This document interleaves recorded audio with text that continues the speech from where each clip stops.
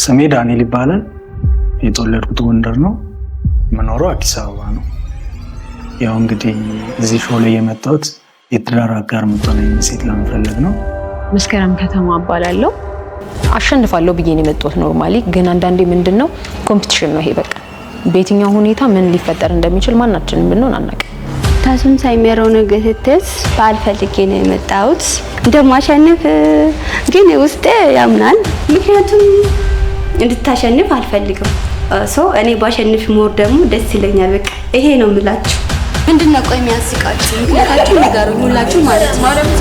ሩሃማ እባላለሁ። የመጣሁት ከአዲስ አበባ ሀያት አካባቢ። ከዚህ በፊት ትዳር ነበረኝ።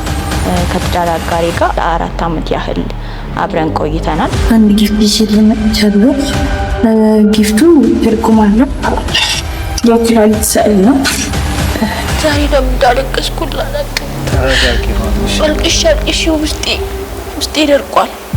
ስለምቀናባት ምናምን ሳይሆን በቃ ልጁን እንድትወስድ ነው። ስሜ ሳምራይ ታደሰ ይባላል። የመጣው ከአዲስ አበባ ነው። ከሌላ ሴት ጋር ሌላ ቤት እኔ ፊልድ ነኝ እያለ ይወጣል። እሱ ግን የሚኖረው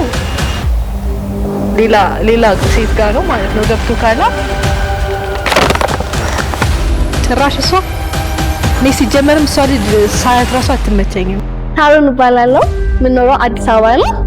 እኔ እንደምታዩኝ ቆንጆ ነኝ።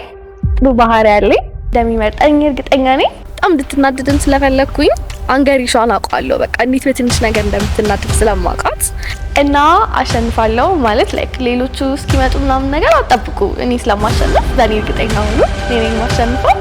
እኔ ነው የሚመርጠው።